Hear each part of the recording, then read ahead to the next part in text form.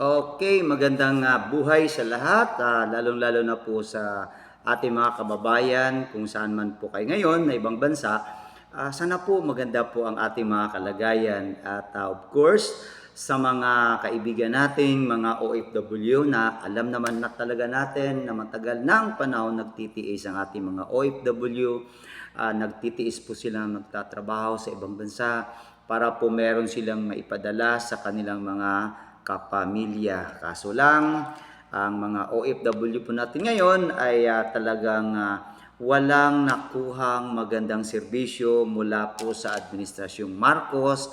Kasi po si Marcos nakatutok po siya ngayon kung paano durugin ang mga Duterte. Ayun po. Kaya mga kababayan, lalo na sa inyong kababayan nating OFW, lagi ko pong sinasabi na kayo po ang bayani ng bansa dahil kung hindi po sa inyo matagal na pong bagsak ang ekonomiya ng ating bansa. Yan pong pinapadala nyo na pera sa inyong mga anak ay katumbas po niyan ay tax na siyang talaga palang nakakakuha ang gobyerno niyan ng bilyong-bilyong tax dahil po sa mga remittance ng ating mga OFW. Kaya saludo po ako sa inyo, aming kababayang mga OFW. Okay? So diyan po kayo diyan lang kayo, manood po kayo. Kasi po ang ating pong pag-uusapan ngayon ay napakaganda. Ito po yung balita na napakainit.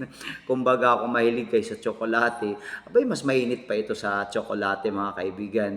Ito po yung pinag-uusapan kahapon na talagang impeachment. Ito po yung impeachment na pinagbubutuhan, pinagdidibatihan ng mga senador na bumoto ng no at saka bumoto ng yes. Okay?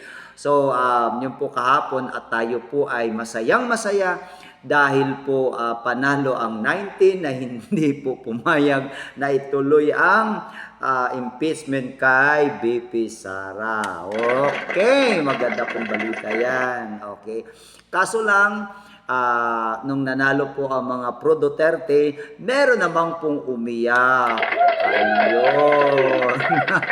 Palakpakan natin ang umiyak.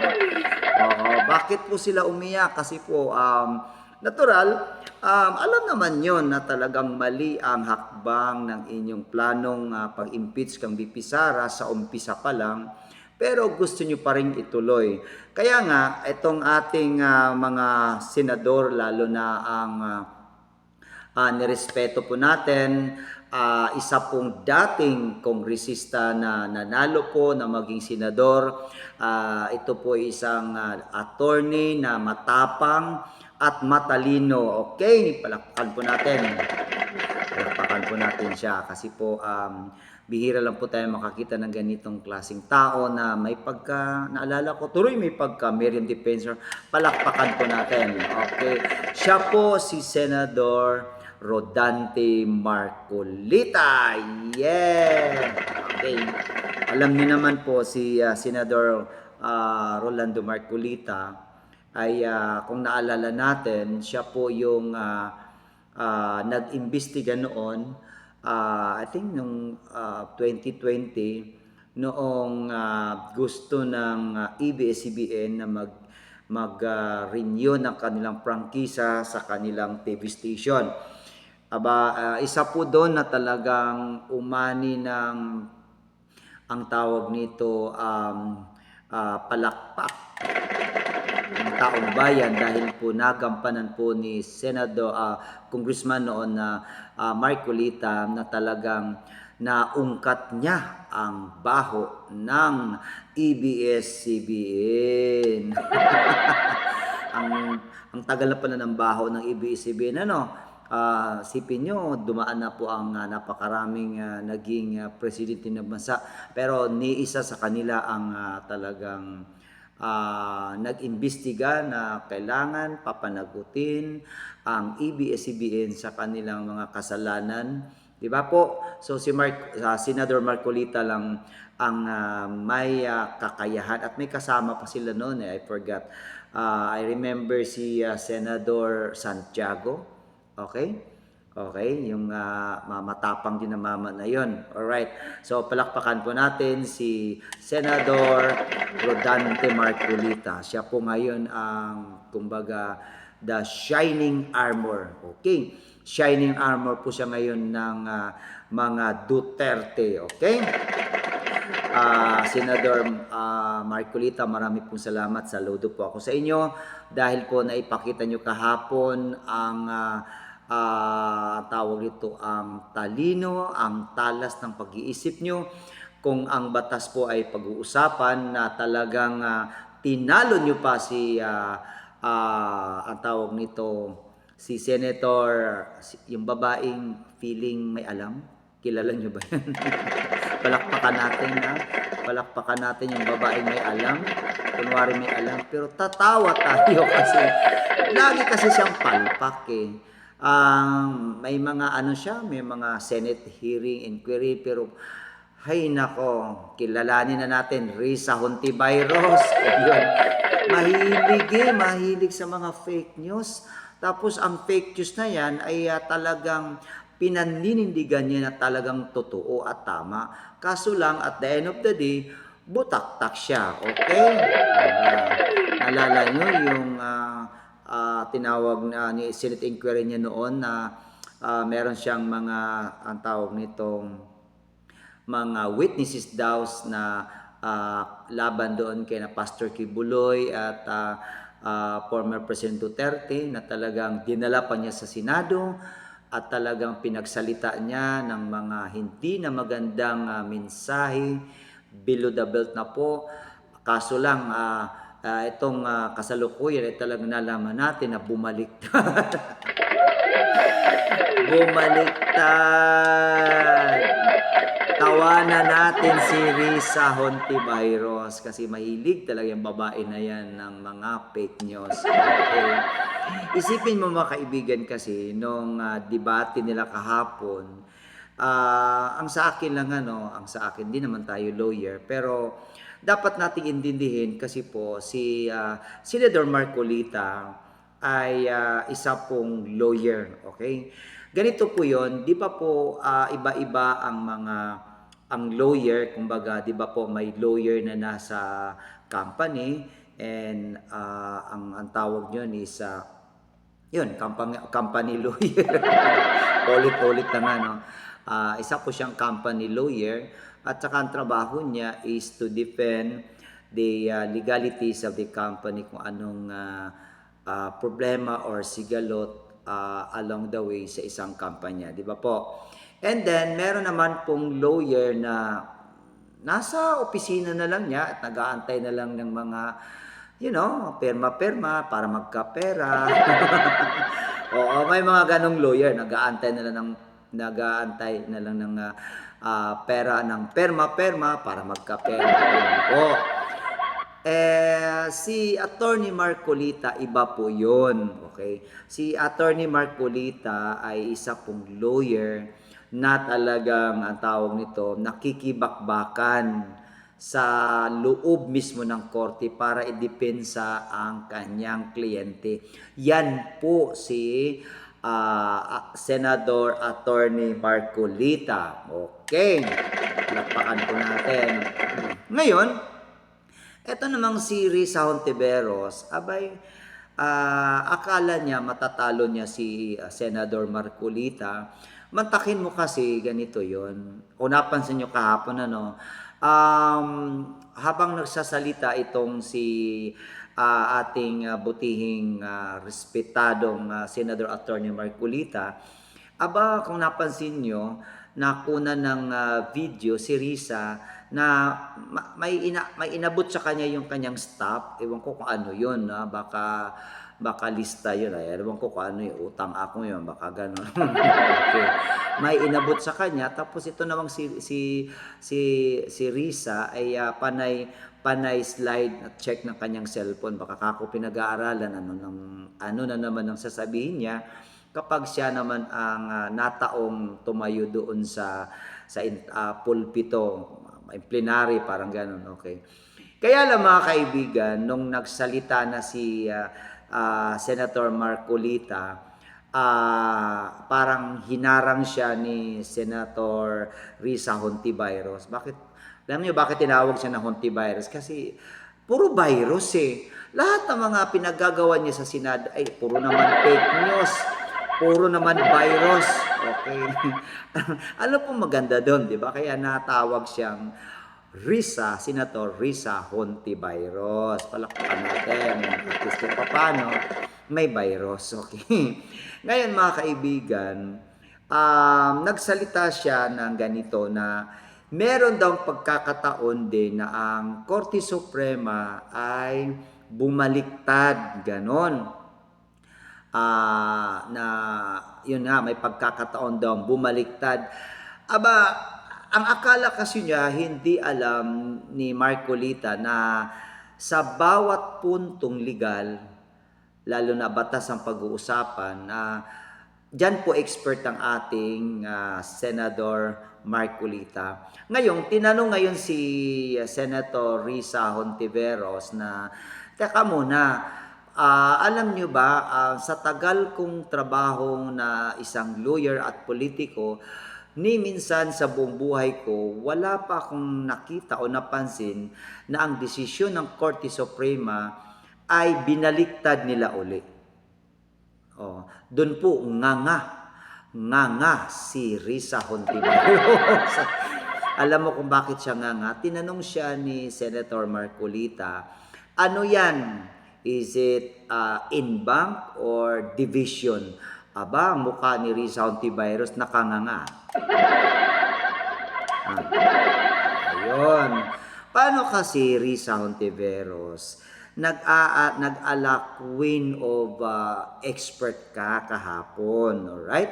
Hindi mo alam na itong si Senador Marcolita ay talagang kahit nakapikit ang mata ng mamang yan, abay masagot ang lahat ng porto per punto ang mga ibabato at itatanong sa kanya. Hindi gaya sa'yo, scripted. Bakit nasabi natin scripted? Nakita ka nga nung video na may inabot sa yung staff mo. Tapos, check mo yata kako sa cellphone mo yung tamang spelling ako. Baka kako ikaw ay mapahiya sa harap ng mga kasamaan mong senador. Okay? Ganun lang yan po yun. Okay. So, ngayon, nabutakta ka kay Senador Marcolita at nang nalaman ngayon ni Marcolita at ang taong bayan na nanood kahapon na talagang ikaw, Senador Risa Hontiveros, ay talagang dal. Okay, dal. Walang laman ang utak. Ayun. Okay. So, ngayon, ipapakita natin na video na to. Ito po yung ang tawag nito. Ito namang kilala niyo to, yung Reyna ng Sabah. Okay? Reyna ng Sabah. Okay, sikat ito nung kapanahon ni President Duterte. Reyna ng Sabah. Yung tinanong sila dati sa Senado ng yung driver niya, anong tawagan niyo ni Senator ibibitin ko kayo honey? Diba? Ganun ang lambing. Okay. Walang iba kung hindi itong si Senadora Laila de Lima. De Lima pala. De Lima ha. De Lima. Hindi yung nagdidilima. De Lima. Okay? Okay. Eto ngayon kasi, nainis sa kanya si Senador Marcolita kasi nga daw, para daw, ang tawag nito, para daw nagtitinda ng hilaw o na kanin itong si Senador Marcolita. Ewan ko kung bakit naisip o nasabi nitong si Senador Laila de Lima. Tama? De Lima pala, okay. Nainis si Senador Marcolita kung bakit nasabi ito ni Senator Laila de Lima na mas mabuti pa daw magtinda siya ng hilaw. Bakit hilaw? Panoorin natin pakita ko sa inyo tong video na to. Okay, ito po ang video ni Senador Marcolita. Panoorin nyo. Wala pa po sa House of Representatives. Isa pong bagong pasok doon. Ngunit matagal na pong nagserbisyo sa ating bansa. Naging senadora, naging Secretary of Justice, naging chairman ng Human Rights Commission. diba? Alam ko pa pala sinabi niya sa isang panayam. Ito po, nakuha ko. Harap-harapan na tayong niloloko. Kakaibang korte ito. Sana sa palengke na lang final ng impeachment case. At least doon, may natitinda ng totoo. Sana po, magtinda po siya ng matagutod na kanin dyan sa Samar. Baka may bibili kaya. Pwede kaya siya pumunta dyan sa Pampang. Ganito po mga kaibigan, si Senator Laila de Lima ay isa pong lawyer. Alright? Okay. Kaya lang, ewan ko sa babae na ito, kung ano nakain ito, na bakit mo kinontra ang final decision ng Korte Suprema nitong usapin legality sa impeachment ni BP Sara. Matakin mo yung kanyang mensahe na or comment o sabi na natin message niya na pinagluluko daw tayo, kailangan daw bawiin ng Korte Suprema ang kanilang desisyon at para sa tenga ng Integrated Bar of the Philippines, ito po yung grupo ng mga lawyers in the Philippines, abay ang kanilang komento rito, dapat si De Lima ay magdahan-dahan kasi baka po siya madisbar. Okay po? Kasi po yung kilala niyo na ba si Attorney Hayden, yung parang gay. Yung parang gay. Ayun. Yung nagsabi na ang Mindanao daw is Sahara. Disyerto, kapal ang mukha mo. Okay? Ayun. So, 'di ba po na nag-file sila Attorney Torion sa kanila kasama sino pa ba yun? Yung party list na yung gano'n bunganga. Nakaganon, no? Ayun. Sana matuloy na ma-stroke. Alright. So, ato siya ang ating tawag nito. Ito yung sila yung mga party list na talagang hindi na talaga magpaawat sa kanilang katarantaduhan. Okay? Mga ano yan sila, yung mga komunista. Alam mo naman ang mga komunista, yung mga utak, rebelde. Okay? Komunista, ayan, rebelde. Okay? Okay. So, balik tayo kay Laila de Lima. Ito kasi si Laila de Lima ay nagkomento kasi ng hindi maganda sa pandinig ni Attorney Marcolita. Kaya siya tuloy binalikan ni Attorney Marcolita dahil itong sinabi niya na mas mabuti pa raw magtinda na lang daw sa palengke ng hilaw. Okay, patuloy tayo. Pakinggan po natin. Para magbenta ng magadto na kanin kung may bibili baka sakali. Pumunta kaya sa Panay para magbenta ng lagdos na kanin. Wala po siguro, Mr. President. Baka ngayon tagang dingding hindi pa patusit. Huwag pong ganun. Ang dami na pong nagsimulan. Samantalang hindi po nila nakita. Kayo po nagsimula ng mali. Hindi naman po sinasabi ng Korte Suprema na kailanman ay huwag kayong mag-impeach. Huwag na kayong mag-file. Tama. Yun lamang po ang gustong mangyari dito. Ayusin nyo. You want to impeach the Vice President, do it in the right way. Hindi naman po tinignan ang merito eh. Ang sinasabi yung proseso, hindi po nyo sinunod. Sinasabi na nga, walang impeachment complaint bukod sa isa. Laban sa isang opisyal sa loob ng isang akalain mo namang apat po kagad ang ipinag. Pagkatapos yung apat, i-consider mo na isa. Hindi naman po yata tama yun, Mr. Okay, kita nyo mga kaibigan. Okay. So, maliwanag po kung nakakasubaybay po tayo nitong impeachment last year. Hindi po tayo eksperto ng batas, pero siguro sa palagi po nating manood sa yung hearing sa Senado or even sa Kongreso, kahit pa paano may nailagabi ka ako sa utak natin. Kahit pa paano may laman ng utak na to. Na dapat pala daw, kung magpapile sila ng impeachment sa isang tao, kung ano yung unang, or every year, dapat isang impeachment lang, isa lang. Kaso lang last year, kasi last year pa ito nakahain yung impeachment kay BP Sara. Kaso lang last year, ang nangyari kasi nito, hindi lang isa ang naipile nila na impeachment dyan sa Kongreso, naging 2, 3 at saka 4. Ang pinaka-worst dito, Kasi po, ang inaksyonan nila na hinatid doon sa Senado ay yung pang-apat. Ang alam ng taong bayan, kayo po na nanonood, di ba po, kung ano yung unang impeachment na nakapile sa Senado, sa Kongreso, ay yun po ang unang diringgin. Pagdidibatihan, meron ba itong substance, yung ganon, di ba? And then pagbubutuhan para ipasa doon sa, i-submit doon sa Senado. Ang ginawa kasi nila diyan, mali na nga technically, mali. Ang ginawa kasi nila, nagdala sila ng, ang ginawa kasi nila, yung pang-apat po ang kanilang inaksyonan at para ma-transmit doon sa Senado, nag-alok ngayon itong si Tamba Loslos, sabi pa ni BP Sara, Tamba Loslos, nag-alok ng pera na kung sino man ang pipirma ng impeachment complaint ay merong matanggap na pera.